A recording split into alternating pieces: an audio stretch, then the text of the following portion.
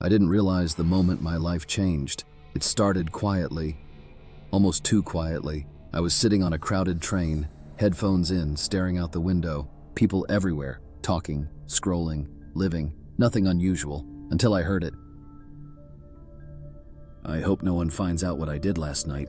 I looked up. A man sat across from me staring at his phone. His lips weren't moving, but I heard him, clear as if he had whispered directly into my ear. I froze. Then another voice. "She's lying. I know she's lying." A woman stood near the door, gripping her purse.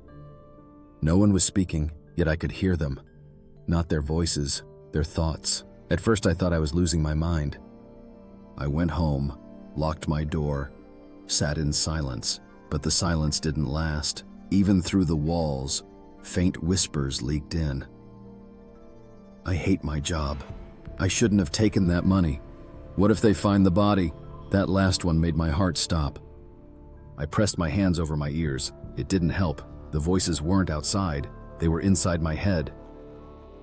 I tried to ignore it. I really did. But 2 days later, I was at a small grocery store when it happened again. A man stood in line in front of me. They'll never trace it back to me. The fire looked accidental. My chest tightened. Fire? That morning, the news reported that a house had burned down overnight. I stared at him. He looked calm, ordinary. But inside, he was hiding something. I followed him. I don't know why. Fear, curiosity, something pulled me.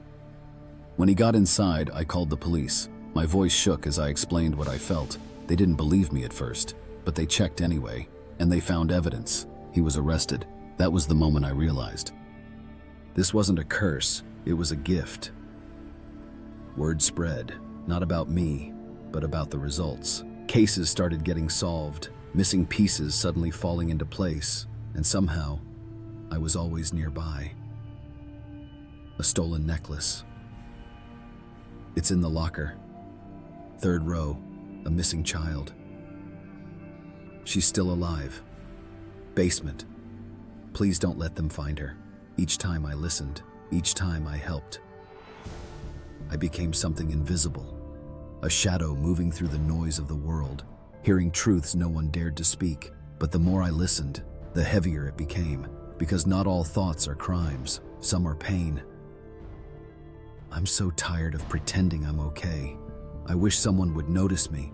I don't want to wake up tomorrow. I couldn't turn it off. Everywhere I went, it followed. The noise, the truth, the darkness people carried inside. I started to change. I stopped sleeping, stopped smiling, because once you hear what people really think, you can never unhear it. Then came the voice I couldn't ignore. Tonight. It ends tonight. It was sharp, focused, dangerous.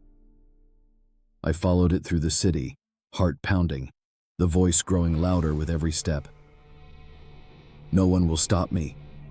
I found him standing on a rooftop, a man staring down at the streets below. I approached slowly.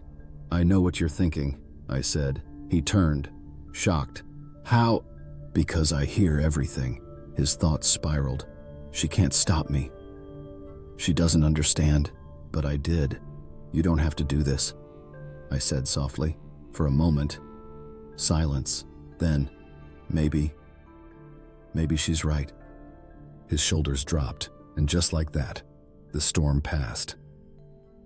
I had done it. I had saved him, saved others, maybe even saved myself.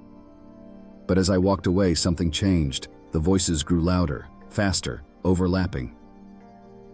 "Fraud, liar, help me, don't trust her, she knows too much." I dropped to my knees. "Stop, please. Just stop."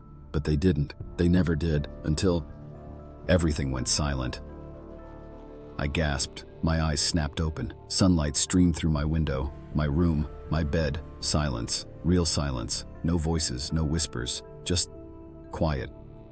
I sat up slowly, heart racing. It felt real, too real. Every moment, every voice, every fear. But it was gone. All of it. A dream. Just a dream. Final twist.